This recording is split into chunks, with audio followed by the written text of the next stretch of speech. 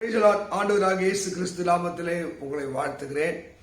அவர் எல்லாவற்றையும் நிரப்புகிறவர். இதுதான் நம்ம ஆண்டவர் ஸ்டைல். இதுதான் பைபிள் சொல்றது. அவர் குறைகள் எல்லாம் நிரப்புகிறார். பழைய ஏற்பாட்டில் புதிய ஏற்பாட்டில் நிரப்புகிறார். இந்த மாதம் அவர் புதிய அற்புதத்தை செய்ய போகிறார். யோவேல் 2:24 என்ன சொல்றாரு? காலங்கள் பூரணமாய் நிரம்பும். நம்ம காலங்கள் எல்லாம் நிரம்பணும். அந்த காலத்தை வீடு சொல்லுவாங்க, நெல் வேறுகளில் அடிச்சு கொட்டுற இடம். கொஞ்சம் இருக்குதா? இல்லை அது பூரணமா நிரம்பும். இல்லைன்னா குடவுன், நம்முடைய குடவுன் ஸ்டோரேஜ் ஏரியா பூரணமா நிரம்பும். நம்ம ஸ்டோரேஜ் ஏரியா அது பேங்கா இருக்கட்டும், இல்லை உங்க தொழில் பண்ற நீங்க சேவிங்ஸா இருக்கட்டும், உங்க சமைக்கிற உங்க கிச்சன் அறையா இருக்கட்டும், அது பூரணமா நிரம்பும். எங்களை போல ஊழியக்காரர்களுக்கு அது சபை, அது பூரணமா நிரம்பும். எப்போ நிரம்பும்? ஆலயம் திராட்சரசம் கொஞ்சமா குடிப்பே இல்லை, அது புரண்டு ஓடும். இப்படிப்பட்ட செழிப்பையும் ஆசீர்வாதம் தேவன் தருவதற்கு விரும்புகிறார். நீங்க புதிய ஏற்பாட்டில் வாசிக்கும் போது அங்கே இருக்கிற தண்ணியை கொண்டு போய் கச்சாடியில் நிரப்புங்கள். அவ கொண்டு போய் நிரப்பும் போது அதை ரசமாக தேவன் மாற்றுகிறார். அப்ப நம்ம வாழ்க்கை ரசமாக சுவையாக மாற வேண்டும் என்றால் இது யோவேல் 2:13 13 அங்க சொல்றாரு, உபவாசம் பண்ணுங்க. இன்னைக்கு உபவாசம் பண்ற கூட்டம் குறைஞ்சு போச்சு.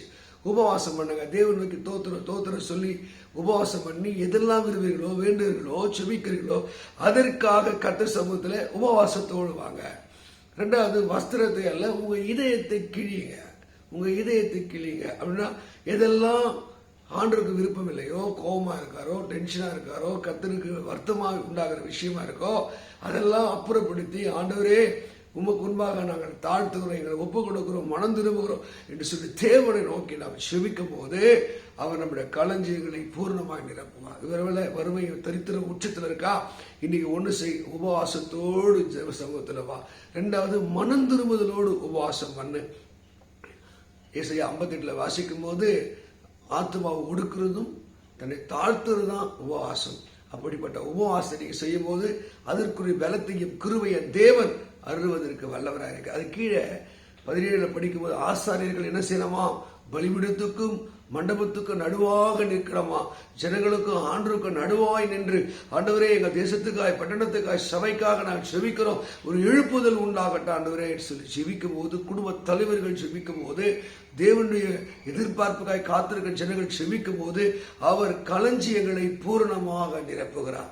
அருமையான தேவ மக்களை, இந்த பைபிள்ல சொல்லப்பட்ட எல்லா வாக்குறது கீழே சொல்ல அடுத்தது, தேசமே பயப்படாதே, பயத்தின் ஆவி எடுத்து கர்த்தர் நமக்கு ஒரு அற்புதத்தை செய்வார், ஆசீர்வாதத்தை கட்டிடுவார் என்ற அந்த உயரிய எண்ணங்கள் தான் களஞ்சியங்கள் பூரணமாய் நிரம்பும். அப்படி கீழே போய்கொண்டே இருக்கும் போது அந்த அதிகாரம் முழுவதும் கர்த்தர் நமக்கு ஒரு அற்புதத்தை செய்யணும், அதிசயத்தை செய்யணும்னா நாம் மனம் திரும்பி கர்த்தர் நோக்கி மகிழ் என்று சொல்றார்.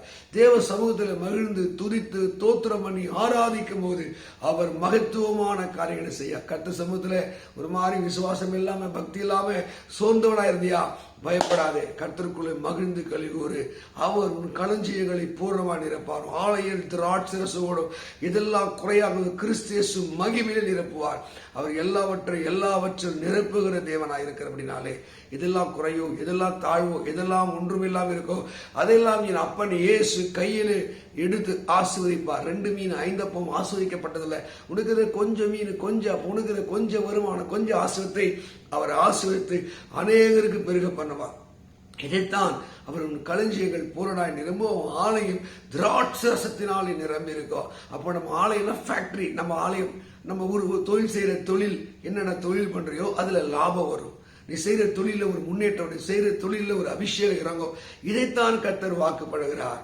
உன் களஞ்சியங்கள் அங்கே, உன் களங்கள் தானியத்தினால் நிரம்பும், தானியத்தினால் நிரம்பும். உன் ஆலயம் திராட்சரசம் புரண்டோடு. ஒரு தொழில ஒரு முன்னேற்றம் வரும், உன் குடும்ப வாழ்வில் முன்னேற்றம் வரும். எப்போ நீ தேவ சமூகத்தில் உன்னை தாழ்த்தி உபவாசம் பண்ணி பலிபீடத்துக்கும் மண்டபுக்கும் நடுவாய் நின்று ஆண்டவரேன்னு சொல்லி உலக மக்கள் போல பயந்து திகிலா இல்லாமல் கர்த்தருக்குள்ளே மகிழ்ந்து களி கூறும்போது கர்த்தர் உங்கள் களஞ்சியங்களில் அவர் ஆசீர்வாதத்தை தருவார். அப்பமும் ரசமும் அது பெருக பண்ணும். கர்த்தாவே என் வாழ்க்கை அப்படி செய்ய நீங்க ஜெபித்து பாருங்கள். புதிய ஆசீர்வாதம் உங்களுக்கு காத்திருக்கிறது. கர்த்தர் உங்களை ஆசீர்வதித்து மேன்மைப்படுத்துவாராக. God bless you. God bless you. Amen.